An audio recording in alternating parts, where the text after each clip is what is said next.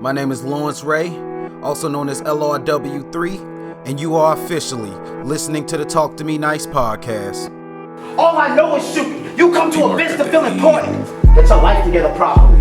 I just bought a $200,000 house. Nigga, battle me with property. You can't buy happiness, but you can buy local. And that's kind of the same thing.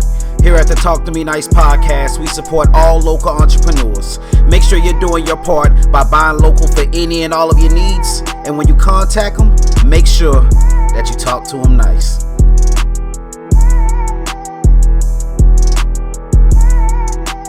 But irony for nigga knew I was sick. I've been booked for the doc, a nigga for copay, COVID vaccine. I put life in danger taking this shot. And then the DBZ balls too, huh? I'm an anime fan myself, a wise man. But a KO can leave your face red. Times 10 and you told that. Yo, Al, it's time. It is time. On this episode of the Talk to Me Nice podcast, I didn't make a call, I made the call. They always told us, tough times don't last, but tough people do. It comes with great honor, privilege, and respect. I bring to you one of the greatest living affirmations of that mindset. One of the most feared battle rappers in the sport, arguably undefeated during his reign of terror throughout multiple leagues and states. A talented comic artist that has left an indelible mark through many works of art that you know and love. And a recognizable voice synonymous with podcast excellence. It was only right that I call in the GOAT, Al the Death Dealer, to discuss his past, currents, and soon-to-be's. Without further ado, and with great honor, Al, are you ready to talk to me nice?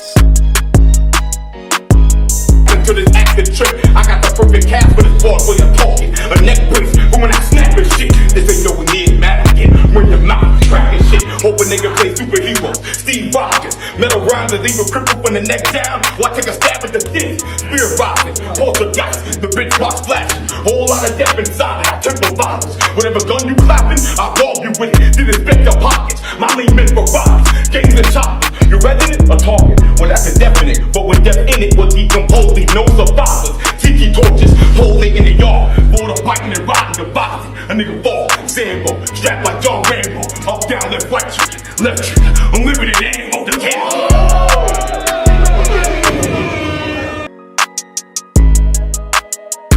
This is the Talk to Me Nice podcast. My name is Lawrence Ray, also known as LRW3. Today we got a very special episode. I have the GOAT here with me. I'll let him introduce himself. But yeah, this is an honor and a pleasure to be able to do this episode. So man, if you will, please introduce yourself, man.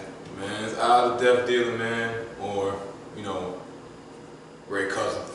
That's a fact. Like I tell everybody, make sure you speak up so they can hear all your great answers. Yeah. Before we get started, where can they follow you? Where's your social medias? Just let them know what you got going on and where they can find those things at. Shit, man, if y'all want to follow the comic shit, follow Black Dog Comics, at Black Dog Comics, and on social media, Instagram, Facebook, Twitter, at Al the Death Dealer, Al_DEAFDEALA, not DELER, that's not my goddamn name, DEALA. End it like that, you'll find me. Alright. Everything I got going on. That's a fact. So, alright, man. He does some of everything, so we gonna be jumping around as far as topics just to try to encase everything he truly does. And even with this, we still probably gonna cover everything. That's why you need to go follow him so you can see all the stuff that we may miss. So let's jump right into it. We're gonna start, like I always say, if you ever heard me talk any battle rap, I say this is the GOAT, this is who I'm referring to. So first things first, man. I'm gonna throw you a question that I asked some of your crewmates on the battle rap podcast before. What is the advantage of becoming a roster member somewhere, and are you a roster member somewhere? Of a particular league? Yeah. Like, what's the benefit? Yeah, what would be the benefit? It always depends on the situation. As rappers, sometimes you got to see it as business. So, like, if I go to this league here, like, niggas say they're street niggas, so let's apply to that. This guy got the work, right? He got the work. So if I go to him, he got all the work and it's potent, and he say, hey, yo, if you do this for me, you get this done, I'm gonna break you off.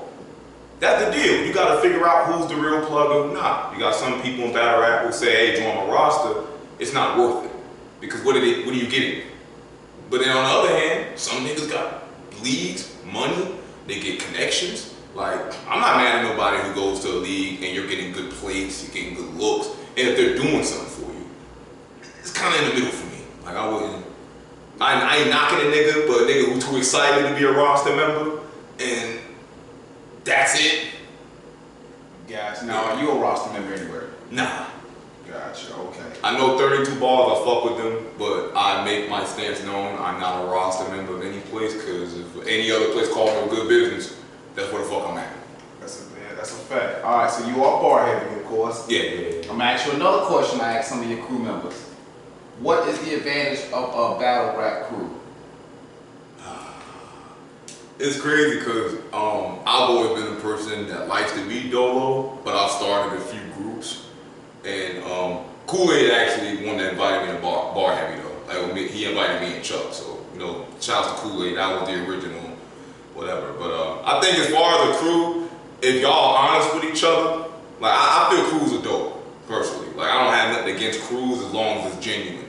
Like if these are your genuine homies or they're just genuinely good people who want to see you get better, a crew is somebody that tell you, hey bro, shorten this shit up. Hey bro, it ain't that. A crew's good if they're being honest with you. A crew's real good. Like if you got a real good crew, and them niggas legitimately give you good feedback and like, yo, whatever. If you got a bad crew, and you getting your ass kicked everywhere, and they just let you get your ass kicked everywhere, then that's when you need to ask what's the purpose of having all these niggas around you. So let me ask you this, as a member of Bar Heavy, do you feel like your crew does that? In terms of what? As far as what you said is the benefits of a crew, do you feel like that's what you get from Bar Heavy, or? I mean, I do. I mean, personally, I'm usually like the guy that people run their rounds by because I don't battle as much. But yeah, like if I come through and say some shit and they don't think it's that crazy, like, well, personally, I know some shit's not that crazy myself. But like, yeah, like we always spar together. Like we spar right before a round. I always hear niggas rounds when they going in. Like I try my best to tell niggas something that I wouldn't do. Cause I'm not gonna send my homie out the battle and I'm like, hey man, that ain't it. That's a fact, that's a fact. Now, how many battles do you have? On camera officially is like 8 or 9, but like overall I got like 17. So what would be your record as far as your battles? It's gonna sound biased. I know battle rappers say they don't lose, but I feel objectively I don't feel like I've lost a battle. Now, I gotta challenge that best I can, because I will admit, wide open, I am biased as well. So I personally don't think you lost the battle either, but I preference that with I am biased. Yeah, right. I tell everybody, do not waste your time debating me. I do not care. But because here on the Talk to Me Nice podcast, I do like to debate. That's a fact. What would you consider some of your more debatable battles? Oh nah, I'm a real nigga, bro. Like I think me and Dub, you can argue because in his first he was wild. I feel like my first was dope, but he had a little more to me in the first. So it's one of those like I don't argue time because my thing is I've usually rap shorter or longer than opponents, and it's still debatable either or. So I get the same energy. I feel like niggas can debate Dub. I feel like niggas can. We are back on the Talk to Me Nice podcast. Had to take a quick little intermission after I asked him a question. So back to the original question, as I asked previously. We were talking about that I do feel like you haven't lost a battle because I am biased. We won't argue that. But from a non-biased perspective, what would be a battle that you can at least acknowledge would be debatable? I mean, I got a few. In my shit, some of my better showings are in battles where a nigga will violent on me. Like, my best battles usually be when a nigga gotta fight back. I can't help it. D-Show, I feel like you can argue more clearly I won the battle, but boy was wild. Like, he was wild. So if a nigga say he won the battle, I ain't mad, he cooking. I just did enough where you can argue in my way. And I feel like that's a lot of my joint. Like Jay Skills, I feel the same way. I feel like it was neck and neck in the first and second. The third I took clear, but he was still cooking in the third. So if you argue him the first and second, and we're neck and neck, you may just like his shit more than me. But I've never come into a battle without giving niggas a strong argument for my win. Like Twando, I feel like Twando was more direct than me. feel he's more direct with his material. I feel like I had better, but if he's rapping about me the entire time and I'm just referencing the Flintstones and random shit, you gotta acknowledge that. You gotta acknowledge it. So yeah, the only thing I worry about is as long as I'm in the battle and you can't say a nigga got smoked. That's a fact. Now you kind of, like I said, I follow him in depth as far as anytime he got a battle, I'm trying to get out there. So I know for a fact he's in 1,000 different places because every time he tell me he got a battle and I'm trying to get there, we never in the same spot. So this is from personal experience. I say he's all over the place. But for the people who may not know you, where, like, as far as states or leagues, what are some of the places? Because we don't have enough time to name them all. Do some everywhere. Yeah, hey, but niggas who ain't savvy in battle rap have been the Trap and Wild, Wartown, FCCA had Atlanta, Mike Flights 2-6 North Carolina, and Chattanooga, Tennessee. I battled to Finish Your Food. In Atlanta, I think I battled in the basement. I did the 2-on-2 with the Battle Rap Society. Fuck else I battled. Battle Seaport, Battle League, Savannah. And let me ask you this. That's just a few of them, like I said. What is the advantage in being in so many different rooms opposed to just being in one location, maybe? Because when you're everywhere, you're a bit of everywhere, you realize there is an objectifiable, common. There's a unified truth with fire. You find that out in the room. When you fire, it works everywhere.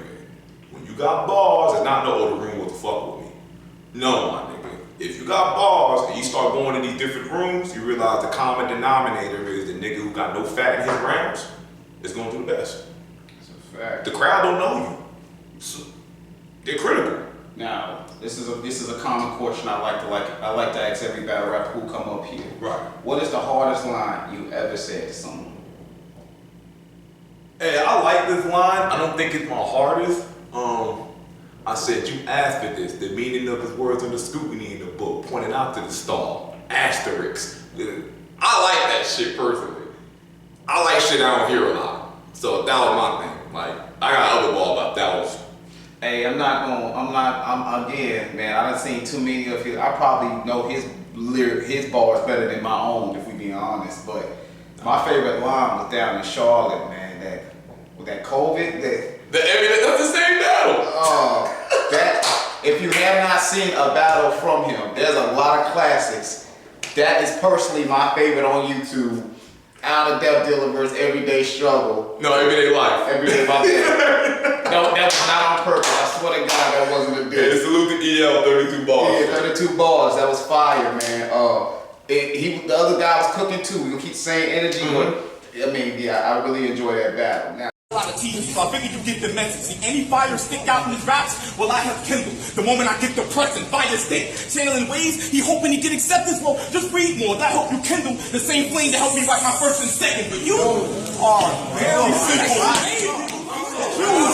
Very simple. I said, you're very simple with a complex setup. I don't know, I like it at first, but it never really sits straight. See, don't title to something original. Closed caption, look at the screen. His words only line up in front of an original nigga's intent. Damn straight. But beating a nigga rocking the beat, this where the rumors ended. When I block out, boy, I see a dude I beat. Like a Kuma ended. The booty bitch, big backside bitch. All for a nigga pot. That's what you say is your hardest line you said to someone. You know, we gotta keep the same energy. What's the hardest line someone ever said to you?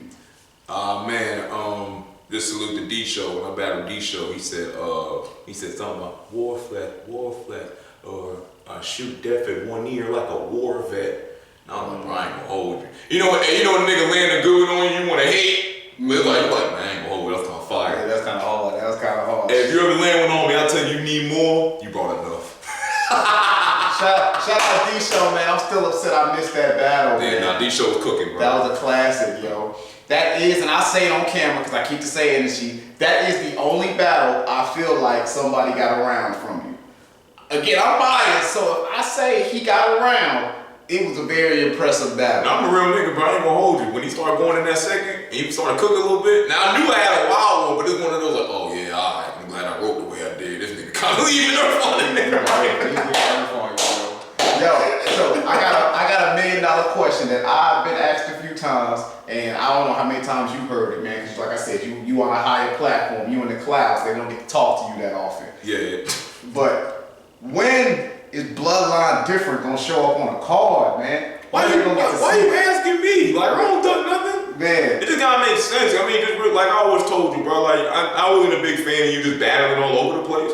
Like, just make it make sense. You feel me? Like, you already came in with a little bit of like leverage because what you do outside of battle rap. So if you gonna battle rap and get a 2-on-2, we gonna kill a nigga. That's a fact. At least be nice. That's a fact. Hey, if you think you ready for the Bloodline, tap in. Y'all niggas not ready. Tap in, but make sure the business makes sense too. We not just out here with fun. And I'm not no free nigga. That's a fact. If I do something for free, it's because I made the decision to be here. That's a fact. And I like that you brought this up because this leads into my next question that every battle rapper, if you want to tap in with me, some questions y'all all gonna be put to the fire on. Because I need to know what the mentality is, what the mindset is.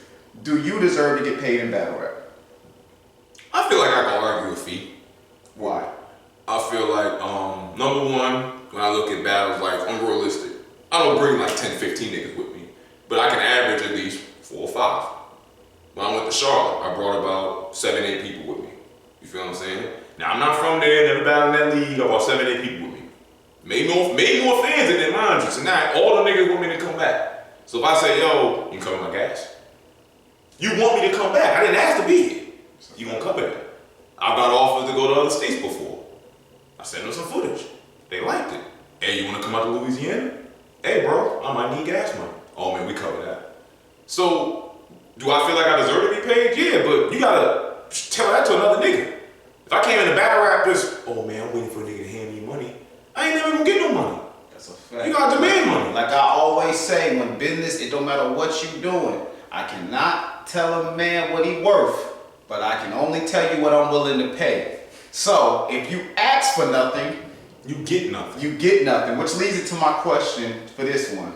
Whose responsibility is it to ask for payment? The league or the battler? It's definitely the battler. I don't like when battlers complain about why they're not getting paid. You're the reason why you're not getting paid.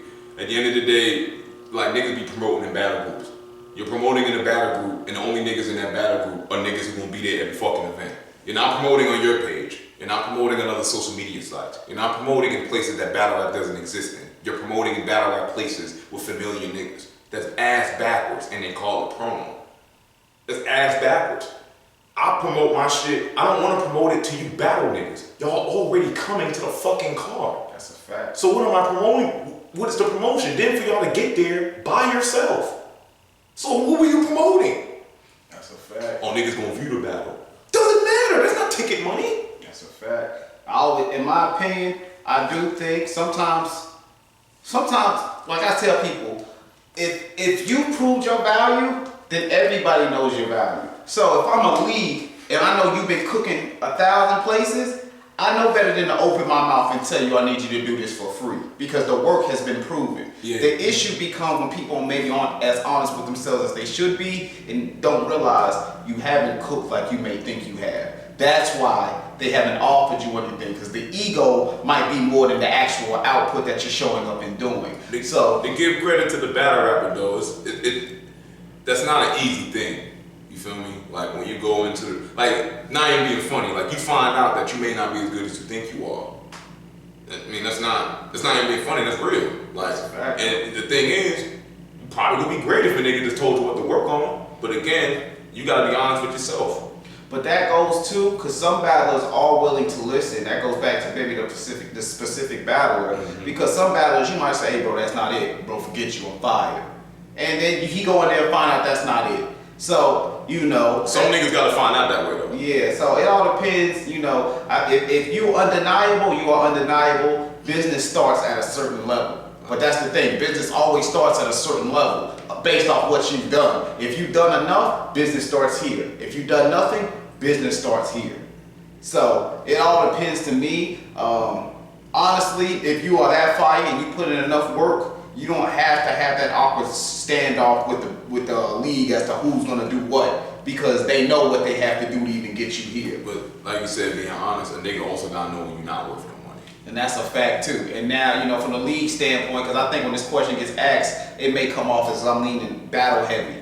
I'm leaning towards what makes business sense. As a battler, like I tell any battler, if you put in the work and you deserve to get paid, then I do believe you should get paid. But to argue for the leagues, I'm not on either side, but to argue for the leagues, if you have not proven your worth and you have not proven you deserve to get paid, yes, you should not be getting paid. As talented as you may be, because there are a lot of talented battle rappers who don't get paid. It is not just about talent. It is also about there is a business here. And once you want to get paid, yeah, if you were rapping for free, then the only thing you have to argue is talent. Yeah. But once you want to receive funds for that talent, you have now turned this into a business, and now I have to look at you more objectively as the leagues may do. So, because talent can carry you if you smart. Like, I ain't gonna hold you. Like, I probably gotten on most leagues solely off my performances in places. But then you also, it's the same thing as a job. If you're a freelancer, you know you have to keep a certain professional consistency. So if I come to this job and I'm firing on all cylinders, you're expecting that now. You feel what I'm saying? Like, I got before Wartown, I was on A had a wild performance. When Charlotte had a wild performance. To everyone else, I'm like, yo, man, that nigga Al be wildin'. I have to keep up here. Like, I'm not no cocky nigga, bro. I'm like, hey, y'all saw this. So if I come down, then off DP, I come down. But if I stay, hey man, nigga Al cooking. That has to be constant. That gotta be the consistent. If I'm not bringing in the crazy views. that's a fact. Because you can't be getting smoked and not getting viewed a lot. It's one or the other. If you're nice, you won't get there. You gotta be smart. If you know you got a pen, just meet enough niggas. Keep cooking. The niggas who fuck with it, hey man, that nigga nice right there. That's a fact. A lot. Oh, go ahead, my phone. No, that's a fact. Nah, he teaching a master class. If you need to be listening. Yeah, like sit back sometimes. Like I went to these and did my thing. Like, I told him about our battle joint. Niggas be paying to be on there. I'm supposed to be on both joints. I ain't paid to be in that motherfucker. The only reason I'm on there because the nigga who was booking it saw me cook. Hey man, you do what you did last time, whatever. That's it. Like I said before, in the words of the great Vada Fly, if you cooking, they booking. If you not, they not. So I've never asked for a battle, y'all. And that goes to I'm gonna stop you there. I got a question about that. Okay. Now, again, I think this is one of my last questions that I've asked another battler. Again, battlers, if you want to come up here and you want to sit here, I'm gonna put you to the fire. But with this, so we talked about you do feel like you deserve to get paid. Mm-hmm. So I know you've seen the podcast. I know you heard this question before. Mm-hmm. If a promoter comes to you and says, "I will give you 50% of every ticket for every person who walks through this door for you," or "I will pay you a lower fee, one low flat fee, it don't matter," which are you choosing? I'll say in the middle, just because it depends on what that flat fee is. Now, again, the flat fee is whatever you decide it to be. Now, don't get me wrong, because of course, I'm gonna say my flat fee is $10,000. No, your flat fee obviously would probably be, if you know your value, if you know the average of battle rappers and what they get paid, maybe a flat fee $100, $150, $200, whatever. It's nothing crazy. And yes, guys, battlers don't get paid. Yeah, I don't know what those battlers, I don't know what battlers you talk to who claim they're getting crazy money, unless they're on Smack or something like that. And honestly, they aren't getting what they claim, but there is no real money in battle rap, for those who don't know. The only money in battle rap is those few who are around the money. If you ain't around the money, you're not getting no money. That's a fact. You're not around the money getting close to the money. You just a nigga trying to get the bag. No knock the battle rappers. I mean, on average, even if you get off URL, you can charge a nigga that. If you've been on URL, you can at least charge the nigga $250, $300.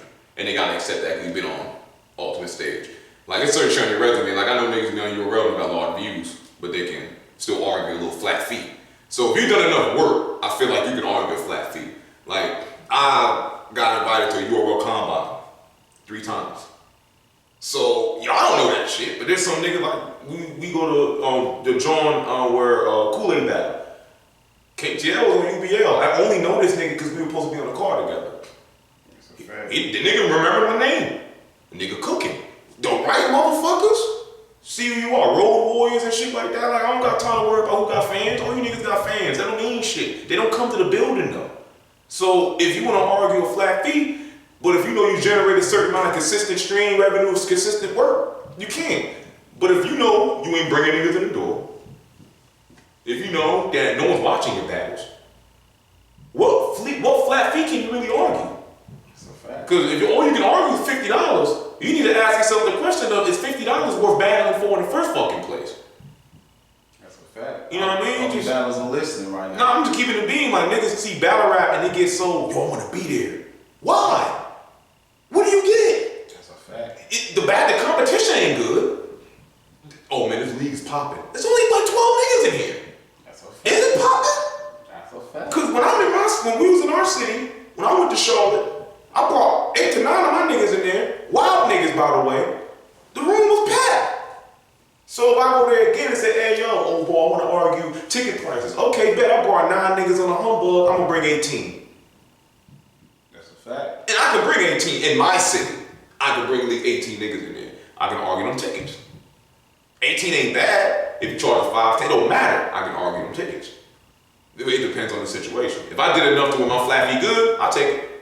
Gotcha. But if I didn't do it, nah, I think that goes back to, you did answer the question though, because that goes to, well, I would take it after I proven my worth. The issue becomes some battlers don't want to prove their worth first. They just want to get paid. But you sound like, yo, I would do that. I would take the door at first to prove it, but after that, I'll take my flat fee. I've already shown what I can do, which is fine at that point. Once it's been proven, the issue I'm hearing is a lot of battlers who want to get paid without ever proving they deserve to get paid. You gotta show your worth. It's business. That's a fact. If I'm gonna pay you, my nigga, it need to be worth my money. Yeah, that's a fact. So now, my next question. Now, like I said, I personally think you the GOAT. I say that every chance I get. But I personally don't believe you get the love you deserve. Now, again, I am biased. I admit that bias, of course. But do you personally think that you get the recognition equal to your talent? 64 starting, but the ammo box shaking like a rumble pack. But that shit you imitate, I'm in love with that. Know what's called to me. Fucking wrong with me. Trigger finger bit like a C. A mutation. That shit in my genes called deformities. Gun bars, little beats. I think I keep shooting to prove a point like arthritis. Flipping my hands cause too much friction. So I keep rebriefing these small joints, but out of depth deal. That's my title when it's time to kill shit. You pussy. This the Chuck Wrong. Any bitch ass nigga you cool with. I'm too brick. They got string with your mother out. Bash your face while others watching Marvel. And X-Men of hers can play Captain Saber hold they want. Bitch, I'm the juggernaut. Pistol like a dot. Flip out the fucking box. Bleed out the arm. Get the hack in your system like Robocop. We're fucking I used to feel that way, to be honest. I used to bother me, but nowadays, man, because realistically, like, I don't have a whole foot in the door battle rap like other niggas do. Like, this is their life. Like, they want this. I love rapping as a craft, and that's the disconnect I have. So if you don't give me the love I deserve, I'm not in it all the way to be getting the adoration. And the fact I get the little bit of love I do, and you know I be writing these rounds in a day. That's a fact. You know that. That's a fact. I write these in a day. Y'all be dying with like 24 hours. Man. Y'all die. I write that shit the day they give me your name. I don't look at that shit until 2 weeks before the battle. But when I come in the ring, you don't know that. You're not supposed to, really. Oh man, I'll prep this last minute. I'm not even gonna let this shit fly out my mouth. If I lose, I just lost. That's a fact. You know what I mean? It's a professional consistency, you know? But as far as like love, man, that don't matter to me. Cause I get the love that I deserve. Realistically, I get it for what I want to do. If I wanted to be in the cameras and be the famous guy, then I feel away. I wanted to be respected for my pen before anything else. You don't gotta like me. You don't gotta like how I dress. You can say these funky ass beads around my neck is weird. But when you hear me rap, hey man, that nigga can go. If that's the constant, then I get the love I deserve. If I got it for other reasons, it wouldn't be real. That's a fact. Now, of course, you know, my next question. In every other industry, this is common practice. Like, you know, when you're an artist, you pay for the promotion behind, you know, your music, or you pay for things like that to make sure that you get out there and you get seen by who you want to get seen to. But it's a certain stigma in battle rap for whatever reason that when you do it here, that it looks like, oh, you trying to skip the line or you ain't put the work in to deserve that. What is your opinion on paying for a battle for a look, and would you pay for a battle? Again, I think it's just a circumstance to me. Because, I mean, a lot of niggas who complain about paying for shit, man, slick just be bums and want niggas to hand them shit for free. Ain't nothing free for you, my nigga. You gonna pay way more money in rap trying to get on. You gonna pay the average to get into most, like, venues to perform. Like, you get an offer to stop that bullying tour, you better have $500. Yeah, that's funny, because like you said, you gotta pay to play. I seen something recently where like a music exec was like, you'll put $250,000 minimum into an artist before one person hears their name. So definitely, if you want to be seen, you gotta put those spots. Now, I can't see the argument of, oh, you trying to jump the line. Like clearly, if you never rapped before and all of a sudden you want to jump in the game and you want to call out murder mook loaded looks, hey, if you got, first of all, I can't tell a man to do this money. If you got the money and they're willing to do it, then do as you please. Like if you feel like that's what you needed to do, if you feel like it's gonna do what you wanted to do, then yes, you're promoting yourself, you're investing in yourself. So there's nothing wrong with that, but I can see both sides of it that, man, you only got that battle because, man, you paid for it. And that could be true. I mean, like, I'll bring up a nigga Wise battle, Geechee Gotti. He's from Baltimore, so salute the Wise, 410 shit. I don't know the nigga, by the way, that's how biased I am. But he battled Geechee Gotti, and he paid for the look, and he said it, but when you watch the battle, Wise was wildin'. He was wildin'. So, yeah, he paid for a look. Number one, he had the money to pay for a look. That's a fact. So we can talk all day about, oh, he spent $3,000 for that look. No, the nigga had $3,000 to spend. So if he had to spend and he invested in the look and took advantage, did he lose really? And my thing is, very few, down on the lower ends, of course, a lot of people rapping for free. Yeah. But when you start seeing these names, somebody paying them. So does it really matter if it was you or the league? Because either way, they got paid to battle you. It's not like they did it for the look. But where the negative comes is if you're paying for those looks and those are the only looks you're getting because you're paying for them. Because even if you battle for free, like if you're doing what you're supposed to do, you gonna get a name. If it's not a big name, you gonna at least get somebody that's cooking around your region. Because that's really how you're supposed to build your looks anyway. Like, you're supposed to battle the strongest niggas around you, and then the outsiders that's coming, that's when you start jumping in front of outsiders. Niggas try to jump the gate and go, oh, I'm gonna pay for a tape out. But bro, you don't even know if you can last in your habitat. That's a fact. But you gonna jump in front of a nigga who goes, everywhere. The DMV scene, Rock was battling the pit fights, he's been to Seven City Sharks. So he's danced around a little bit enough where a boy can rumble. But that's from moving around and experiencing, and he built that around his area. Like it took a while for Rock to get to #1 in URL. He had to battle everyone, the O-Rays, the shotguns. Then you got to show you can hang in your habitat. That's why niggas say Rock is consistent, because he earned that. But a lot of niggas would be like, yo, I want that nigga right there. But bro, you got smoke for free outside. They didn't even book a venue for you.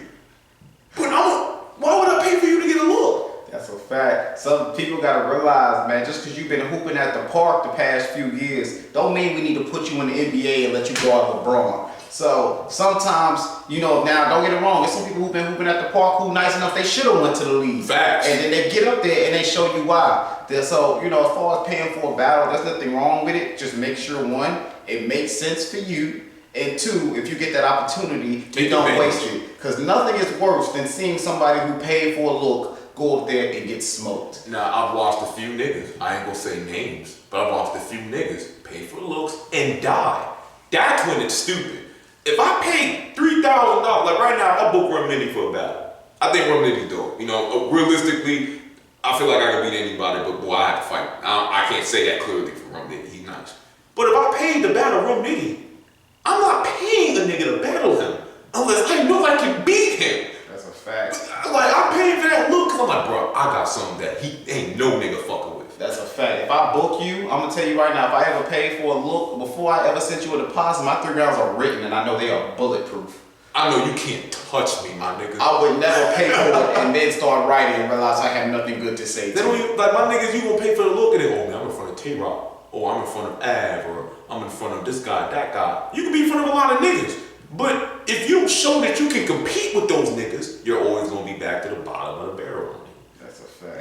The hot air got you to the top just for you to deflate to the bottom with the rest of it. And then you're looking like, well, damn, I've been here and here, but you're back here. That's a fact. Talk your talk. Now, let me ask you this. I'm saying it's becoming more commonplace now in battle rap. And I'm just trying to figure out, honestly, why. As somebody who, like I said, I'm in the culture, but not as deep as you are, so maybe you have a better answer to this than me.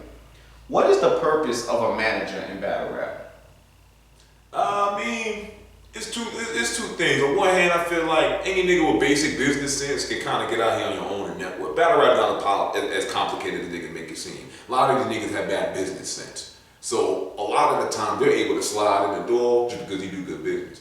Bar Heavy got booked a lot of times just because you niggas don't show up with battles. That's how our name Slick got buzzed. The niggas knew anytime we call Bar Heavy, these niggas coming with 3 rounds. Niggas be going through shit in their life. Niggas be all type of hurdles. Don't be up on the stage making excuses. If you kick our ass, you just did. But we don't get our asses kicked too often. You know what I mean? So, but I would feel that a manager, it can be beneficial, but if that nigga's not really weighing your pockets, if he ain't, like, if you're not getting me in positions that I couldn't get to on my own, you are kind of dead weight. Because, like, I've gotten offered to be on good leagues on my own. Again, not no big ups, man. I bet you a lot of niggas probably got better opportunity than me. But I'm saying, even when you're not in front of the camera or you're in the limelight, you can get some good opportunities. If you just know how to speak to niggas, you got a good energy about you. Like, business, a lot of the time, you get vibes off the strength of your character, more so than your talent. If they know they can rely on you, they know that you can come there, you know, word, you'll get by. If you need a manager, you don't have people skills.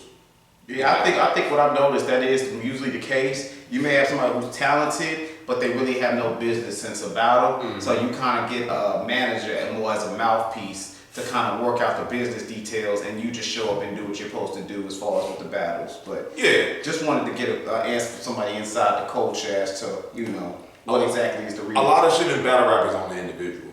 Like, if you're in battle rap and you maximize every opportunity, you take advantage, you're gonna get far.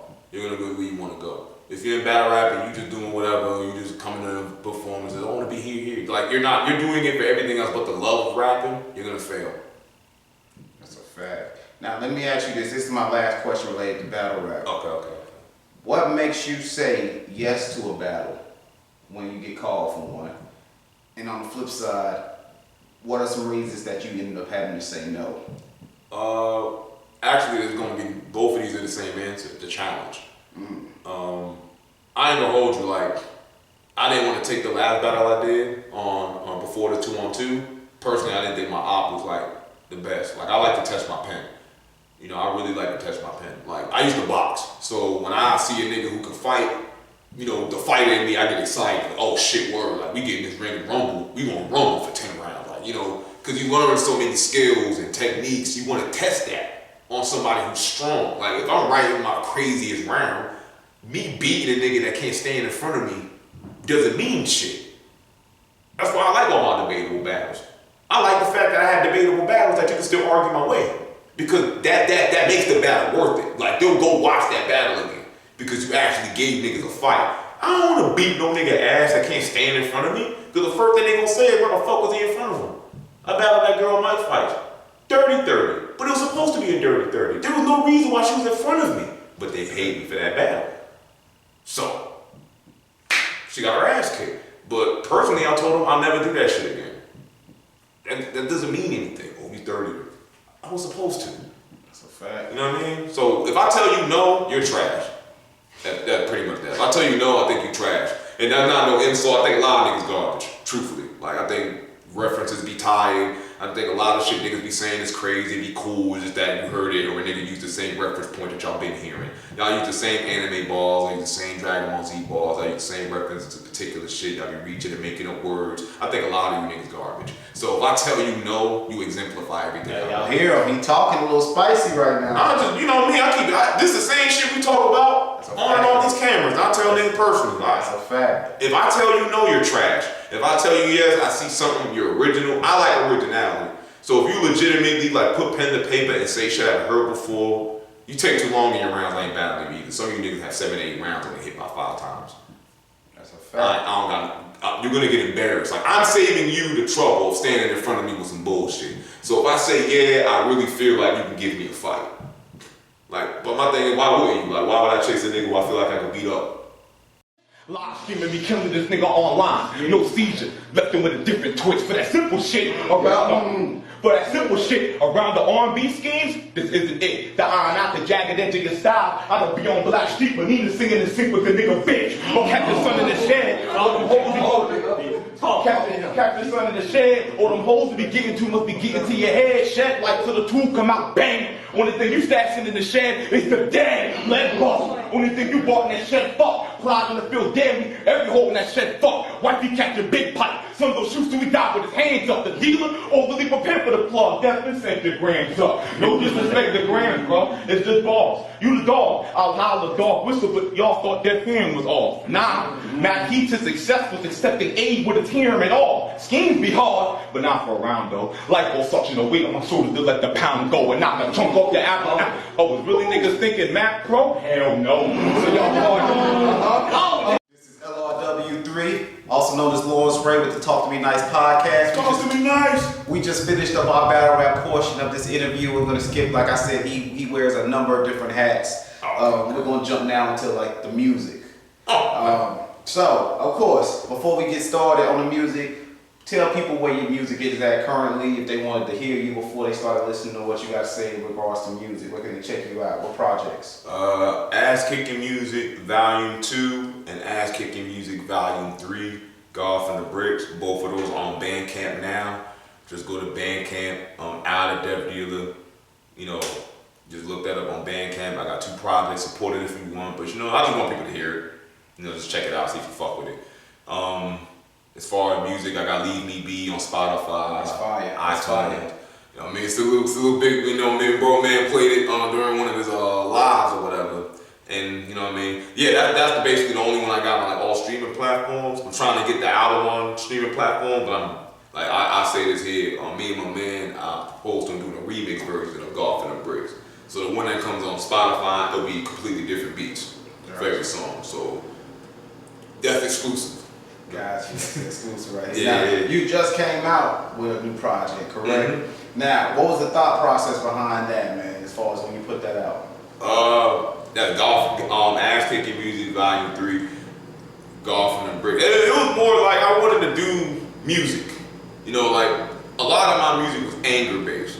Like Ass Kicking Music Volume 2, like, you know, we family, but like, you know, I was going through a lot of shit. So that whole tape was anger. I mean, clearly, something called ass kicking music is probably not about hoes and kisses. It's kind of self-explanatory when you cut it on what you may be expecting. But I had to cut a nigga lane because it's like, I don't do, like, it's weird to categorize yourself when you don't be in a box because I can't say I rap for just straight nerds because then it's like, I'm a little too street for a nerd audience. But then I'm not street enough because I'm, you know, all this certain shit, I don't really be rapping about selling drugs and shit like that. But like, I'm aggressive. So it's like, I just call it ass kicking music. That's the perfect blend. Like, hey, you regular, but you might punch a nigga in the mouth. If that's you, then I make music for you. If you want to talk about blasting triggers and disrespecting shorties, I don't rap for you. You're not gonna like it. Now, if for people who may have not heard you before, what would be, like, let's say if I had a friend, man, and I wanted them to check you out, and before they checked you out, I had to just give them an explanation on what you do to make them listen to your music. Right. What is a way to describe you would ever want to listen to you? Like music-wise? Yeah. Music-wise is like, this basically like you want to hear like something smooth and relaxed when you're in the whip. That's what I always make music for, because I'm not a club guy, but if you want to like put something on, you can play all the way through and just like vibe to, like, you know, you listen to Lloyd Banks. Like Lloyd Banks. I was about to ask you, what's a mainstream artist that you would most... Now, obviously, you got your own style, so there is no just direct person. Right. If you had to kind of say, who would be more of a mainstream artist that maybe people could see you and then kind of see them and see the similarities? Well, I actually said it just then. He had a real fast cadence. That nigga pen is retarded. And Buddy is real focused on his pen. And to me, I double down when I'm good on it. I can do a lot of things. I ain't saying the best at a lot of things, but the one thing I can trust, I know how to write some creative shit. So when I get on songs, that's what I write them for, to write wild shit. Lloyd Banks is somebody who, if you wanted to say, yo, what would you get out of Al's music? Just run Lloyd Banks. Like, yeah, he just dropped the album too. Like, that's a good comparison. I like that comparison. Not comparing. I know we do different things, but just how the lyricism aspect of it. Like, yeah. Now, would you consider yourself a singles or a project artist? I would say a project. I'm not a hit guy. Like, being real, like, I'm not that guy that, yo, I got that one song right there, my nigga. Yo, I'm like, yo, that nigga be spitting. Yeah, I think that's become a common trait of everybody I've spoken to when I ask them that. that starting off in the game, people usually start off as singles artists. You're just trying to find that one song, and usually we all get that one song when we first start to be like, okay, I can do this. Yeah. And once you get that one, that's when you start to get more confidence within yourself, and then you stop going for just that one song to now, no, I'm putting everything in this. So. Cause it was funny on the tape, Ask Biggie Music Volume 3, the song Rock With You, that's what I used to perform everywhere. I never did a love song before. Never performed for the shorty, talk about love. Because again, any other time they saw me, punching the nigga is aggressive. Man, I got up there, rapped that, man. By the time the first verse called Shorty's is singing a song with me. I never got that reception from music before. Like, there was 150 people in here singing my shit with me. And when it's over, I got like, not no cocky shit, I was the loudest response that night. I didn't expect that because again, I wasn't rapping like that. Every time I did that song, I got that same reaction, bro. Gotcha. So, but at the same time, I didn't know that. I done did something genuine. Because niggas like, don't make a love song. I'm like, don't make a love song my way. I'm not no sucker. So I'm not about to be here singing to shorties. I'm a rap. And they love the shit. They were spitting bars with me. Like, we running up, the shorties were rapping the bars with me. Wow, that never happened to me before. Now, but you've been in the game for a long time. What are some of the bigger artists that you've worked with through your entire career in music? I want to say locally, these guys were putting in work. Like in Savannah, got Clay Hodges. He asked me to do a verse on his album. I drove up there, recorded it. Locally, the only guy I work with. I'm cool with a lot of them, you know what I mean? Smooth in Savannah, Bach Muhammad, you know, God be doing. Like, I know these guys, they do their thing. Like, it's a mutual love for everybody, but I mean, I'm usually working on my own. Gotcha. Now, what would you say is your best song you ever did? As far as Just in general? just in general, all your songs, what would you consider to be your best song? Man, Hey, talk to me nice, man. You know that's what we come up here and do. I gotta think. I ain't gonna hold to that new John, but there was a song I did before called Night with the Click. It was a song about, you know, me robbing people. And that ironic, that's the song I did before Rock With You. That was my favorite song though. Okay. It was more so like you're rapping like memories. So like, it was kind of story at the same time, but it was like, it's experience so that everyone else like, oh, it's so violent. But to me, it's like, bro, I'm just talking a night with my fellas, like a night with my brothers. So that song to me, I love hearing. I still go listen back to it sometimes, because just hearing how I was wilding out as a grown man, it's like, damn, the nigga can't fall. Yeah. I love that song. Yeah, that's dope. Now, that's your favorite song. Wouldn't be us if we didn't ask. What is a song that you wish you did not do? I got a lot more songs that I wish I didn't do. Now, we only need one. We don't want to look on here as if you just put out a bunch of bad songs. We only need one. What is a song looking back like, yeah, maybe I shouldn't have done that? There's a song in the new tape called God Is Moving. I did a verse to that beat before. I mean, I own the beat, so don't worry about it. But I did a verse to that before, and I forgot what it was called. The verse was stupid. I tried to sing on that hook. That shit wasn't the wave. I ain't bad, but I ain't good enough to like. That wasn't it. You know when you play, like they got. Hey, did you put auto-tune on, or it's just you regularly singing? Nah, it's like I got a deep voice, my nigga. But in the song, a nigga try to hit a high note. It wasn't the wave. It wasn't the wave, my nigga. Nigga tried to do, you know, hey, ooh. But you know, back then, you know, nigga was feeling himself like, yeah, don't put it out. But every time I heard it, when I heard it the first time, as soon as the hook comes, I turn it off. I'll listen to the verse and just turn it off. Oh, man. Hate that song. Man, all right, now, so if you were offered a contract, would you take it or would you remain independent? It depends on the situation. Like, there's certain labels that I would love to be a part of. Like, if Griselda hit my line right now and say, yo, we just want you to spin on boom bap beats all day and have bars. My nigga, yeah, bro, all y'all gotta do is give me creative control. Y'all already do this shit I like to do. Fuck yeah, y'all take care of a nigga. Yeah, y'all take care of a nigga, let a nigga do what he want, y'all promote a nigga, I'll do the rest. I work. Recording shit. But why would I sign with you if I'm doing all that That's a fact. Like, I don't need a label to put your shit out. We got agro sites that people can use themselves. You put your shit out yourself. That's a fact. So if a nigga say, yo, we wanna come out here and sign you. I mean, yeah, I would, if it makes sense. That's me. See, y'all starting to learn when y'all come up here and talk to me nice. You never just say yes or no. If it makes sense, then yeah. If it makes, what nigga gonna turn down? Like, I mean, me and you were joking about it one time, but it's like, if you've never been offered 30 racks, and a nigga offer you 30 racks, and you're like, nah, man, because, you know, I'm doing my own thing. You've done enough to never get 30 racks. That's a fact. This nigga's offering you 30 racks. And my thing is, you don't have anything else. That's a fact. So, like I always say, when you talking a deal, even in the worst deal, 10% of whatever they offering you is better than 100% of zero. So, and now if you're getting money music, if you're making that traction musically on your own, and you feel, hey, bro, I'm gonna build more leverage. Word, you may want to hold off on a contract. It's all business. You never want to come into something completely dependent on the other party. So if you want to wait until you get your leverage, I say any nigga, just put in the work. The Migos was independent for a few years. They was doing their thing. But when them niggas came to sign them, rightfully so, they had to come in a lot more money. First they offered them niggas, oh man, $1 million or $2 million. Them niggas was making $3 million on their own. So really they don't need you. And you know that. So shit, all right, man, we got 30 for you. Oh, okay.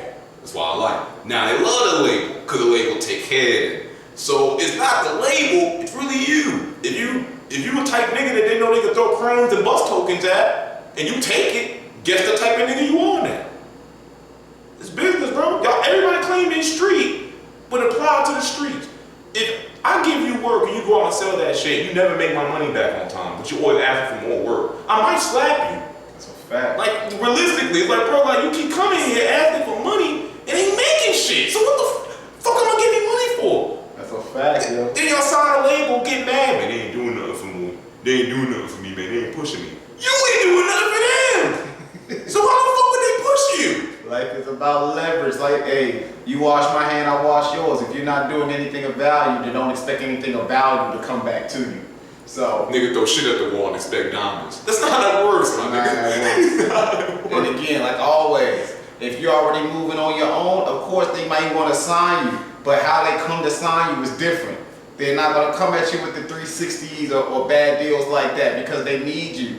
They're coming with joint ventureships. They're coming with opportunities that make sense for you because they know if they don't come with something that makes sense you don't need them. You don't need them. But even a 360, if it's a good deal, oh man, they're going to take a piece of everything. Boy, 20% of everything, if you're making money, it's still 80% you. That's a fact. You're not thinking, my nigga. That's a fact. And if they're putting you on to these things, oh man, just give us like 10%. But most niggas want half. That's a fact. That is a fact. There's a call. The issue becomes until you get into those rooms and those discussions, you all think everything's supposed to be done off the strength. There's nothing in business done off strength. Nah. There is no love in business. If we're doing business together, do not get offended when we start talking about money and money that you owe me. This is no longer a personal thing. If you want to be personal friends, then cool. Let's not make money. But the minute we start making money, this is no longer friendship, this is business. So don't get offended when people start coming to you and wanting business. And business has no feelings. That is a fact. There's no friends in business. And honestly, if somebody's willing to do business with you, then I don't like to do business with my friends personally. I like to leave that separate. But, you know, if you do decide to do that, then make sure when you all have those conversations, start it off like, hey, are we having a friend conversation or are we having a business conversation? Because if we're having a business conversation, you need to take your friend hat off and don't get offended on what I may say. But if we're having a business, if we have to have business, some things got to be said. I'm sorry. So that's something people need to come into. There is no such thing as a friend in business. Those two things do need to be separated, even if by chance they happen to be your friend. That cannot influence the business. The only thing your friend can do if he's a business partner is just tell you up front if you're fucking up beforehand. Like, hey, bro, I ain't gonna hold you. We might cut you, bro, because this ain't it. You my man, so I ain't gonna wait for you to walk in there and get fucked over. But business-wise, they ain't having it. Really nothing you can do at that point because it's money. And that's a fact. But if you got real friends, my nigga, like, luckily I had an older homie who just, he like to get money. So it was always like, he just kept it matter of fact. Go out here and work, nigga. And so anybody who know me on anything we ever done, I might love you to death. It will not change my business decision on you. So. And he tell y'all I'm biased. Just because he biased. Hey, this the most honest nigga with me. That's a fact. I like to say I'm biased when it comes to his battling. Yeah. I'm not biased about anything else. I will give you the truth. Especially when it's business and there's money to be made. Even with him, I'm not biased. I will never lie and cost anybody a dime or cost myself a dime. So, you do have to have that certain, you gotta have that line about anything when it comes to business. So let's switch it gear. Like I said, you got a number of different hats, man. We're gonna switch it. Now, Nerd Rap Podcast has been a staple in the podcast community for a while now. For people who may not know, explain that podcast to people and why they should watch it. And again, this is one of my favorite his podcast is the reason we probably sit here on this podcast, if we being honest. So this is. I'm just returning the favor. You gave me my first live interview on the platform. You feel me? Yeah. So tell people who don't know about your podcast. What's the usual conversations? How does your podcast? Because his podcast isn't kind of the same as mine. He runs in kind of a different format. So explain to them maybe that, and why they should check it out if they haven't. I think on Nerd Rap Podcast, again, it's kind of in the title, Nerd and Rap, because I'm a nerd. I like to rap and I like to talk my shit. So I decided to be Nerd Rap Podcast, because you don't really get, when you get comic book media or when you get local news media, you always either get a nerd ass nigga that can't relate to a particular type of black person, or you got a nigga who's too street, but he can't appeal to the alternative community. I want a Nerd Rap Podcast to be a balance where all people can jump into nerd shit.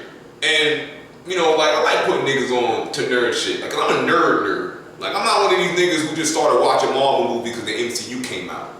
All the niggas who's arguing about Infinity War came out. I wonder how the fuck y'all doing this with Vision versus Adam Warlock. Y'all don't know who Adam Warlock is. And that's my point. I'm a nerd, my nigga. So I get mad at movies when they come out. I can't argue Marvel movies with you niggas. So that's why I made Nerd Rap Podcast. For nerds, as in people who grew up reading comic books, who grew up certain things, or you love rap at the same time. Cause Wu-Tang Clan, listen to them niggas. Riz was on the first song about swinging through your hood like the neighborhood Spider-Man. These niggas been nerds. It's just we lie about it. Always too gangster. Nerd Rap Podcast, you don't gotta lie about it. You be nerdy as you want to. Nerdy as you want to. We talk about anime, we talk about new video games coming out, and then I'll jump to talk about politics, social issues. I'm a political nigga. So it's like the Boondocks. You get your cartoon shit, your anime shit, your nigga shit, but you get a lot of politics in between all that. And I tell the politics of comic books. A lot of niggas talk about comic books. Nah, nigga, we gonna talk about how they be pimping niggas, how these companies be failing, how artists get pimped, how a lot of these, how the team works. Like a nigga arguing with me about Stan Lee. Let me break this about Stan Lee and Black Panther specifically. How comics work, you get one nigga who does a run, you get a writer, an editor, an artist, and a letterer. You get about 4 or 5 people on one comic. When I'm done writing that comic, I'm done with that character. Another team comes and writes that character. That's why you get different versions of different characters all the time. So when you say, he created Black Panther, he invented Black Panther, but the shit you like about Black Panther, another nigga added to that. Y'all, this is why y'all need to watch the podcast. He does these conversations all day that you're going to learn things you didn't know. I didn't know that before he told me. Things like that. With comic books, it's I think a lot of people look at the superhero, it's a whole culture. There's a lot of brothers, niggas, we've been in comic books since the beginning. Y'all ain't know Black Panther was drawn by black man. Didn't give a shit. Niggas don't be knowing. Lead Killer, you got Christopher Priest, Dwayne McDuffie just passed, he did Static Shock. Matter of fact, Static Shock was not DC at first, it was Milestone. Because when these niggas claim for black superheroes, a nigga gave y'all that in the 90s. And you know what you did? You ain't buy his fucking issues. So DC bought them out. But now it's let's get a Static Shock movie. I would have loved a Static Shock movie. Milestone was their own company. Like they tried to be. And now they do a relaunch. But it's DC shit now. We could have owned Static Shock. We could have owned a character for us. But the only characters we like are black characters are characters white people invent. I don't give a shit about none of that. No one even know. You didn't even know that. Did not know that.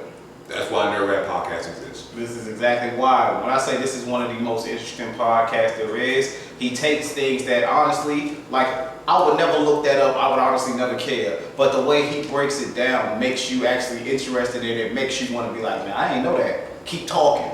So this is exactly why, just right here, why you should. Anchor.fm. It's audio based mainly. So I don't really do a lot of visuals. I go live on Facebook, but you know, just for the general audience. I go live on Facebook and I put the Anchor.fm thing. You can look at Nerd Rap Podcast on Apple Podcasts. You look at it on Spotify. I'm really on every streaming site. So any streaming site where podcast is on, you type in Nerd Rap Podcast, I'm up there. But now, let me ask you this, because on your podcast, again, I personally enjoy it. I watch it. I think everybody should watch it. But you do cover a variety of different topics. Yeah. Some are controversial, for being honest. Some of the things you do. Yeah. Now, does that affect your viewership, or does your viewership kind of remain stable? I actually do think it affects it, but like I just want the truth. You know, when I speak on political things, like even with I speak on a lot of like issues with our community, you know, the black community. But sometimes, you know, my community get mad at me because I take my emotions out of situations when I look at it sometimes. Like sometimes everything can't be a cry for why we don't do certain things. But like as a community, we have so much power and we realize that. So like we allow ourselves to be pimped and then sit there and be like, well, why are we getting pimped? You're allowing yourself to be. You know, in some situations, we give more power to them than we're supposed to. We're giving more power away than we should. And so a lot of times you say that to niggas, they get mad. What the fuck are you talking about? Man, no, niggas, no. You gotta let niggas get mad. Because if they got mad, it worked. That's a fact. I don't respect the truth at first. If you say it nice, you gotta slap a nigga's face sometimes. Get their attention. Then it's like when he mad, holding his face. Oh man, why you slap me? Damn, I was wild. And you start thinking about it. And sometimes you gotta do that. The niggas come around. They take a while, they come around. That's a fact. Now, let me ask you this, because I know personally, not to put out your business or anything like that. You good, bro? I know your podcast does generate income, and it does generate pretty good income, which is, again, why you should be watching this. Now, what advice would you have for a young podcaster trying to start generating income and revenue, such as like you have on yours? I mean, you gotta have first off, have genuine conversation. When you start a podcast, find something that you are into. You know what I mean? The reason why, like, you can have a podcast, I can have a podcast, we're into different shit. Yeah. So, like, there's no competition if I'm not trying to do you. That's a fact. So, like, talk to me nice, but this shit is buzzing. But I don't do talk to me nice shit. So, I need to go and do Nerd Rap podcast shit. And we both have a lane that niggas can thrive in. And so, I feel, what was the question again? I'm hot. Man, hey, we trying to bust through this. If y'all don't know, we doing this. We've been out all day, but we still had to handle business. Yeah, we had to handle business. We are tired in here. We are hot, but this is what we do for y'all. Make sure you are subscribed to the Talk to Me Nice podcast and Nerd Rap podcast, because this is the type of work we putting in for y'all. A nigga kept it. I kept it consistent for a second. Look, bro, I'm feeling it. It's hot, man. We almost out of here, man. Oh, but yeah, like I said, what a young podcaster trying to generate revenue like you have, what would you tell them? Okay, I'll make sure I found. Yeah, just find your voice. Find what you want to talk about. Find the shit that you're into. You know, I can't do sports, and like you really into shoes growing up. So he had a shoe episode. You can tell the conversation that was happening. This is their shit. So what I look like starting the episode? Yo, man, we're gonna talk about these shoe game releases. I don't fuck with sneakers. It's not gonna be a genuine episode. You feel what I'm saying? If you a street nigga and you gangster, talk about morals and codes and politics. Why these niggas pussy? Break it down. You a real nigga. So it should be a conversation that only you can have. That's what podcasts work for. They want a particular voice. So find your voice. Everything else will come. People support what you do. There's some platforms you can start podcasts on that are paid per listen. The one I use, Anchor.fm, it pays you per listen. So getting money in podcasting is very easy. It's very easy. It's on you to get the money though. Do people want to watch your episodes? There's a lot of podcasts out here. What are you saying that no one else is saying? Stop trying to say what another nigga's saying, because they can just go to that nigga who already doing it. That's proven. Yeah, exactly. So when you do your podcast, like you did your podcast, you supporting businesses around people, you talking to motherfuckers, having conversations. You did that because that's what you do. If y'all don't know son, people love this nigga. He a good nigga. And he he give everybody a shot to talk to him, and he's honest. So why not create a platform we can have an honest dialogue and everyone can learn from it? You did it, and everyone can do what you're doing. Because I'm not you, so I'm like, yo man, this the Talk to Me Nice podcast, Nerd Rap Edition. Can't do shit like that. Right. You know what I mean? So you're talking right now. you just need your voice, man. Find your voice. Anything else don't matter. It'll come. Niggas will support you, do whatever. Find your voice. The people who fuck with you will fuck with you. Everybody else, them niggas will come when they don't. That's a fact. I hope y'all really listening because you're giving the game. Now, this is the last topic we're gonna jump into because you're a busy man. I took a lot of your time already, but some things we still gotta chop up about. Now, you are a highly respected and highly renowned comic artist. What would be some of your more well-known works of arts? Because you've been doing this. If y'all don't know, you've been doing this forever. Yeah, niggas don't know that's my primary. Like I'm a part-time battle rapper, I'm a full-time comic book That's artist. a fact. So, what would be some of your more well-known pieces of art? If Arts Today magazine in Chicago, put a lot of art on Arts Today magazine. You know, I'll send you a link. You feel what I'm saying? But like so you can check some of my stuff out there. On Instagram, a lot of my stuff is posted. I worked on Remu Entertainment. I did 2 issues with them. It's not my best work personally, but it's my first, so I'm still like, okay, got in the game. Had Melody Crown. I did with my man Donnie Luciano, DJ Ray Connor, Salute the Sun. We got another one in the works too. I can't say nothing yet, but we got a few books in the works. He said I can't say nothing, and then said something. About the book, nigga. We not Okay. I was about to say, hold on now. I haven't had, y'all know he on the podcast, I like to challenge people. I'm biased, and I admit that, so I haven't really challenged him. I have challenged when I can, but honestly, a lot of stuff he said, we talk all day. So a lot of stuff I already know. Yeah. It'd be kind of fake of me to sit here and challenge stuff I've heard before just because the camera is now rolling. If I had an issue with it, I probably already said something about it. I'm not gonna rehash it just because we're being filmed now. I think that's being fair. It'd be like, yo, let me ask that question again, like we need to talk about it an hour ago. Yeah. A lot of stuff, if y'all think I'm letting them slide, I promise I'm not. If I've had an issue with this stuff, I've already said it multiple times, probably previously. Every nigga just talk like that, man. Yeah, so. But no, Remu Entertainment, then the big thing I'm doing now, Inevitable Entertainment, some guy, he built a whole universe. I can't tell y'all shit about that, but it's far bigger than it looks. A comic book series is gonna come from it soon. I'm gonna illustrate on that as well. We got a colorist from Marvel Comics in DC, and some like over nigga pencils. I ain't never seen a professional nigga color my shit before. So, you know, comic art, it's like a rap thing. You know, we finally waiting to get that good song, so we finally get your shit colored, and it'd be like, what? Yeah, I seen that one. That was crazy. You know, I've learned to do everything myself to be a woman because I want to do my own books. So, you know, I learned how to color, ink, and whatnot. But when you got a team, I'm not gonna lie to you, but that is a dream, bro. Like that. So having a team finally to work with and someone wants to fuck with you, and the project dope. I don't turn down badass projects. Niggas that came to me with all types of weird ass concepts. I'll show you the inbox. So I've had some weird requests for comic books, bro.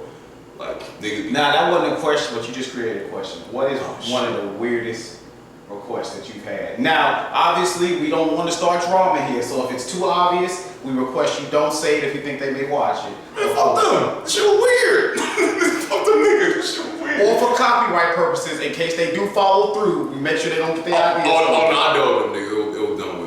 Oh. I think it was the first time I really got into doing a book. I think this is like, I was doing commissions and shit, so I was getting my feet wet.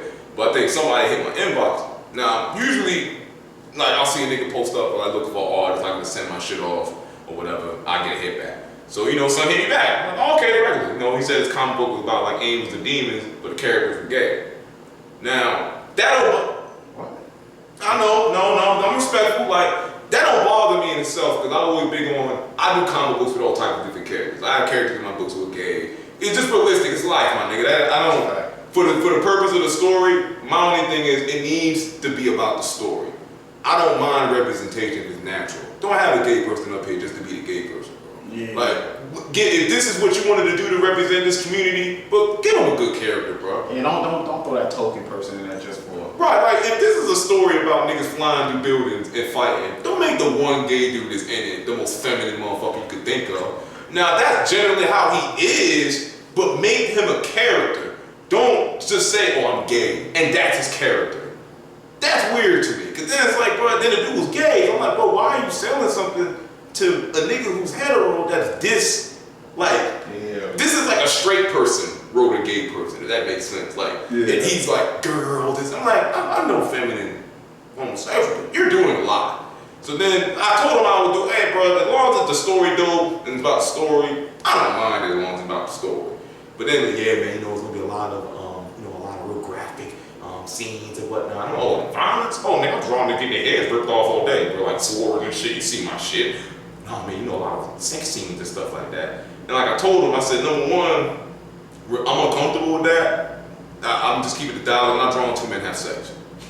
You know what I mean? Like, you know, I'm all for love. I don't draw men and women have sex. I don't draw sex. Yeah, I've never really truly seen you draw like that. I don't draw sex. Style. I don't like drawing sex. Like when I draw girls, like I hate this in comics when they draw girls with like everyone else got armor and shit, and you see the girl in the background in a bikini and like a big ass. But I hate that shit. I've hated it. So anytime I draw women, I specifically draw women so it makes sense. Like people make it look sexy, word. But if we all shooting aliens and shit, my nigga, why she the only one without an armor vest on, bro? Why she the one with the tank top and the titties out? She the first one getting shot. That's a fact. That's weird to me. So so when he said that, it was more like, bro, why would I draw the whole book to be about them fucking? This is porn, bro. Like I'm not drawing this shit. This man put out comic porn, man. But the wild shit was, but that man was paying a lot of money. That man, like, most breaks I was making maybe like 60 a page. That nigga was paying 170 a page. He wanted 38 pages. God. That'd have been bad. But then, like I told my pops, to have my name attached to that as my first project versus what I want to do, it might look bad. Look really bad. It might get you instant gratification in terms of the money, but it might actually limit what you do moving forward, which then, when you go brand scheme of things, it may actually cost you money later on. So I can see why you didn't want to do that. Yeah, that's a little extra. Not for orientation, but it's like, bro, that's just, it seems too. You trying to appeal to the RuPaul Drag Race audience too hard. Like, bro, just give them a regular character. Yeah. Now, again, I know you said that wasn't really your style. What would you say is your style when it comes to like how you draw? I mean, I'm a fan of American comics. I know niggas into the Dragon Ball Z and the anime now, but like, honestly, bro, like, I'm an American fan, bro. Like, I was in the Batman, the X-Men, Fantastic Four, Justice League, super Justice League fan. And you don't know this, like, DC invented the crossover event. So the crossover event is basically you have one big event in the comic book universe that have like 6-7 different titles all telling the same story. So DC invented that shit. They invented it because the shit ain't make sense and had to keep rebooting their universe every 5 years. Because niggas, like, it's hard for you to read Batman from the 60s and read it now because, like, well, why is he still a young man but Robin grown as hell? Like, Robin. Why is that? Give me some gap. Why does that happen? Number one, again, because you always have creative writers changing teams. Okay. And number two, the reason why comics are falling versus anime is for that one reason. When you watch an anime, you follow one story from the very beginning to the very end. So if I'm a fan, like, there's a new show that's about superheroes, it's an anime. It's My Hero Academia. But it's so popular, but superhero sales are going. Because you started with one nigga and you watched him grow the entire show. And he started off weak, his powers ain't work, and shit was whatever. That's anime shit. But we like that because that's an interesting show. Batman started off out the gate, every one of his gags is breaking a nigga arm for a nickel bag. It's hard for like the new reader to be like, alright, this is Batman, but like I gotta show you a run of Batman that you'll like, but I gotta dig. I gotta dig for I forgot the guy who worked on Batman, No Man's Land, Dark Knight Returns, Jeff Loeb, and Tim Sale did The Long Halloween. Like there's stories I can put you on when you read it, because Batman works as a detective. So when you make him be part of Justice Leagues and niggas are battling planets and he does that nigga in a plane, it's like, y'all didn't need him here. That's a fact. But, so, with the crossover events, what happens is, like, say, Batman from the Adam West 60 Days and Batman Now don't make no sense. How do we explain how they had different circumstances? Earth 1, Earth 2. They split all the Earths together. So there's alternate dimension shit with DC. Marvel does the same thing. Now, again, the bigger problem to you, how do I keep up with all this? I was about to say, how do I know the different dimensions? You don't. And that's why they keep rebooting doing shit every couple years. I swear, because even like with Marvel, you know, I'm not big on like I don't know the comics. Yeah. I have no idea. But I also be confused, and I'm sure people who kind of like me, yo, how is there 7 Spider-Mans? Every year there's a new Spider-Man, none of them look the same. Man, I'd take the hat off for that shit, man. But they all have like similar, like even with Batman, I don't know what happens, but they always start the same way about the alley and his parents getting killed. And like, but it's always from a different viewpoint or a different logic. And even with Spider-Man, same thing, he gets bitten and then all this other shit. It's the thing, it's kind of like with books too, like you're trying to reinvent a character. Because like say if I did it's like runs. So say my dream has always been to do a Batman run. That's been my dream. Like, cause y'all niggas don't know how to write Batman in my honest opinion. Y'all keep making this nigga do everything else will be a fucking detective. Like all you need to do is give that nigga a crime boss, some crime to solve, a gritty city. Like that's the Long Halloween, the best Batman story. It's a crime story. It's a mafia story. That's when he works. He's like that, just above crazy, above normal. Is it raining? It's fireworks. That's fireworks. I'm scared shit out of me, man. Hey, man, you know what I mean? Talk to me nice, man. Got hectic outside. What? Like I told y'all, we working late into the night, man. People trying to do fire. It's not even the 4th yet. It's the 3rd. Niggas ignorant. They just start early, boy. But like when you look at like with Spider-Man, you got the Sam Raimi shit. It's got 3 movies. Problem is that I read comics. I know Spider-Man grown man. They go to college. They get married. Hell, they get married twice. Made a deal with the devil and not be married to his wife no more. Stupid shit like that. One more day. Why did he just divorce her? Because comic books, bro. If Aunt May died, he made a deal with the devil. That reminds me, we gotta do a Fast and the Furious review. Oh my god. Because a lot of these things, like he just said, why does that happen? Plot purposes. That explains 90% of the movie. Why did that happen? Like, I'm an honest fan. I can tell you some shit in comic books is stupid. Like, I'm a Batman fan, Doc. You know this. Batman all my whole life. I hate how Batman's treated. So when you see the different versions, there's a bunch of people who feel the same way as me. So like Tim Burton did Batman in '89, Batman Returns. Then Joel Schumacher got Batman. That's when it went from dark and kind of macabre and gothic to rubber nipples and shit. Right, like. Let me ask you this: what's the important characteristics that you've seen that kind of all good comics have together? A good comic? Yeah. A good comic feels like a movie.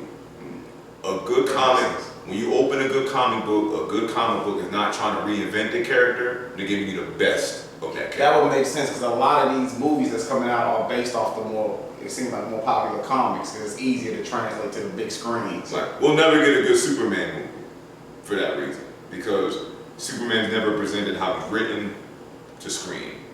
The only Superman that they keep bringing up, like I said, the Chris Reeves one, because that's the only Superman that's comic accurate that you needed to. Like niggas, they don't got like the books. They don't gotta all the way be, but there's shit in the books that works. That when you take out, it doesn't work anymore. Like there's a Supergirl show. Oh, she's basically Superman. She's not, and that's why the show ass. Because they're trying to make her a female version of him when her whole identity is she's nothing like her fucking cousin. So you created a character like saying to a Batwoman, oh man, you just made a show to have a female Batman when she was her own character. And that's the part of the book y'all left out for the sake of making a new show. And that's the problem when I have these new versions. It's like, in Justice League, I had Batman killing niggas. And I don't even killing niggas. Like running them over, blowing them up with machine guns and shit. He takes the gun, shoot a nigga, he blow up. I'm Batman the murdering niggas. And then in the next movie, I'm not killing anyone. Huh? Yeah, no, that don't make sense.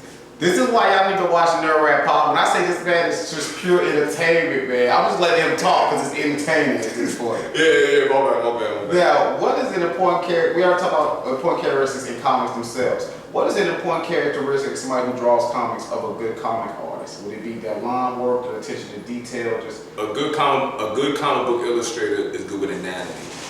You gotta know how to draw the human body because a lot of times, like niggas that ask me to draw specific poses, and most think, oh, I gotta find a reference. I don't need a fucking reference. That's a talent. Or can you draw environments? Or because the more you can do, that's what people look for. Like I know some people want a realistic style. Okay, cool. There's a parameter, as long as you know anatomy, you can draw environments, you're good with paneling, like actually laying out the page, because that matters. You got a bad layout to your page, no one's reading that shit. But if you know how to make a good panel, like panel it out, like some pages don't need 60 panels, some pages just need 3. So this may be the dramatic scene. Then you go to the action scene, you may just need 4. But you want to make all 4 of those impactful and flow nice. The reason why people like anime or manga is because the one thing they do real good, even when you watch them tired ass animes and the animation be ass, when you read that book, none of them fights look cheap. Because the way it's drawn, it's exciting as hell. The technique matters. Like, the reason why Dragon Ball Z was popular wasn't just because people liked the story. At the time, no one ever conveyed motion the way he did. Like, when you read it, it mattered. Like, when you see him flying around like that was in like the early 80s. You never seen that shit. A nigga draw momentum and force this way. Be this expressive. And so that's what a lot of artists look for. The expression, emotion, facial expressions. You know, some niggas draw real nice when they get to their face, everyone just look like this. That's a fact. That's That a fact. being an expressive, distinctive style will get you over to being the best illustrator. So if you have a style that no one can get nowhere else and it's still proficient, oh yeah, you'll get on. I like that answer. I really do like that answer. Yeah. Now, what is your goal as a comic artist? You know, both personally and professionally. Is it the goal, like, just to inspire people with good art, or like, of course, are you trying to get to where the money's at? Let's just be honest. It's a bit of both, but I want to do it in a way that, you know, I want to show people that hard work and just perfecting the craft can get you as far as you want it to take you. So for me, you know, I want to show niggas that you can get far in this shit if you just work hard. Take jobs that you want to take. Don't take jobs you don't want to take. Same thing with battle rap. Don't take no battle you feel like taking. Because you take a job you don't want to take and a nigga pay you. See, it's different when a nigga pay you. I know some niggas who draw combos for free. I'm not that nigga. There's some niggas who draw 30 to 40 pages for free. I am not that nigga. I know some niggas. Nah, there's offers like some comic artists get pimped. Because some of these niggas, oh man, I got a book for you, man. How much? Oh man, we can split the sales to a book that ain't out yet. What are you splitting? Air? You splitting the lint in your pocket? What if it makes no money? So, you know, it was always to be in a position where I'm comfortable. But the major thing is I want to do books that like make a nigga want to get into comics. Like, I want to give that comic book to you, and you like, I don't really fuck with it. And I want to be like, that's the book that make me fuck with it. And why I'm gonna do it? Why I'm gonna hand you one day? But man, this shit alright. Oh shit, check out some of these other. That's what comics, a good comic does. If you're not a fan of it, it's better that you read it. That's a fact. Like, so. I like that. I like that. Now, just trying to speed things along, because I done held you for almost like 2 hours now, if we're being honest. Oh shit. Yeah.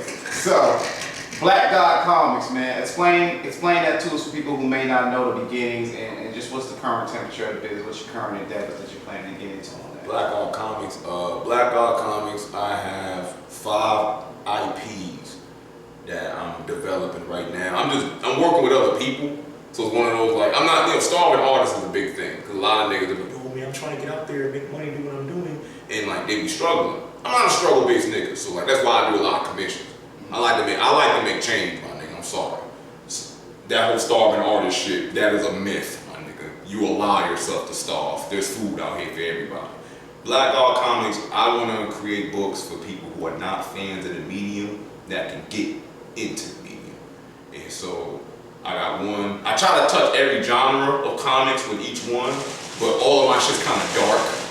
Don't ask me why. I grew up in the 90s with Dark Knight Returns, Sin City, and Watchmen. All that shit was dark, deconstructions.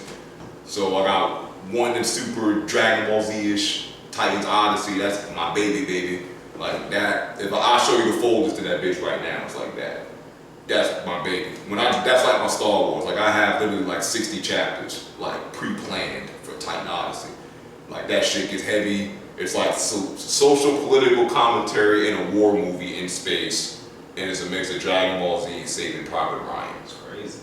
That sounds crazy. Like, so when I say it's a war movie, it's like a war. So it's like, take the Dragon Ball Z shit that you be like with the energy beams and throw that shit in a war setting. And take away the plot armor. Take away the Super Saiyan 7, all that stupid shit when there's a transformation every new fucking season. Give niggas their base level and throw shit at them that they can't deal with and make a story out of it. That's how I wrote that. Any enemy, you're like, how the fuck is he gonna? I throw it at him. One, he won't go to a planet and it's just a bunch of like God killing ass beings and he's there stranded, they're killing him. How do we get out of it? Read it. I don't do plot armor. So if that nigga if he gets butchered there, he will. I like that. So I really like that. Baltimore Knights is more like. I remember Baltimore Knights. I'm glad I was about to ask about that. Now that's my Baltimore Knights. To me, that's gonna be the masterpiece. That's a fact. It's dark as hell though. So like I'm like it's dark as fuck. Like a lot of the subjects I talked about, specifically shit that disturbs me about society. So child sex trafficking is like a real huge part of the story. But doing it in an exploitive way was the thing I was trying to avoid. But when you read it, it's like niggas do their commentary and they try to like take real world commentary, put it in a book, and it come forced. I made it specifically to fit the world I'm in. And if you live in Baltimore, I just exaggerated real problems. But I gave it like a big, huge, like Batman-esque Gotham City shit. But all those same problems are there, just exasperated. So the cops are racist as hell, amp it up to 12. The city's divided between poor and rich, make 3 levels of the city, and you can only get to a higher level if you got a specific token. So if you're in lower Baltimore, you're like in slum, that's old Baltimore. If you're in like middle ground, that's like you're on your way up, but you're still like climbing. If you're up top, you're city nigga, you high society. So what happens when you're a little kid at the very bottom and they place an $80 bounty on your head for one of those tokens to get up top? Everybody wants you at that point. A 12-year-old running around Baltimore getting hunted. And just for being there, I know if you put that money on a little kid, niggas will kill that little kid for that money. That's crazy. That's fire. So basically, some dude that knew his mother is protecting him in the city, and so they're trying to work their way up 3 levels. So Baltimore, I made it was the size of the state of Maryland. So those 3 levels are massive. So that first level is massive. That second level is bigger, and then the third one is literally like you can see the sun. So the first 2 levels is underground. So it's like that's why I made it where like I'm compounding the problems of Baltimore and I blew them up. So Baltimore Nights is really dark, but I love that. I like that. I like that plot from what you just said. That does sound interesting. Yeah. As far as what happened. Now let's get to these last few questions. Okay. Now, as a family, we do have a hard line stance on bad business. We do not tolerate it. So let me ask you this: once someone does questionable business with you, can that relationship be recovered? And if so, what would need to take place as far as just general business questions? It really depends on what you did though, cause like I am bad business, but like the young ignorant nigga in me always like at the end of the day you ain't gonna charm me like no bitch. So it really depends on what you did. Like money get lost and money happen. It depends on the amount of money. I feel like nobody that really fuck with you is gonna play with your money to a certain extent. I feel like if we do business together and we both propose cuts or whatever, and at the last minute my cut don't come, I don't really care for the reason, because as a man you would have told me beforehand. It's just good business. Communication is good business. So if you feel you don't have to communicate with me, there's a certain level I can't really fuck with you, because I'm gonna avoid a problem before I have to.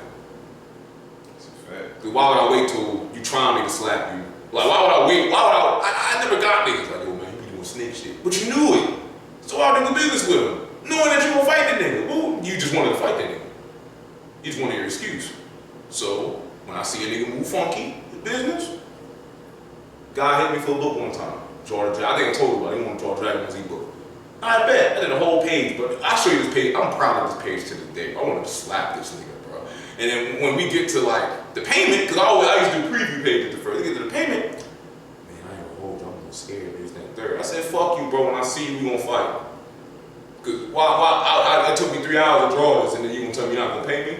Okay, when I see you, it's a problem. It's a fact. A month later, he see y'all getting steady work. Hey man, I see you getting drawing. What the fuck my money for that page, bro?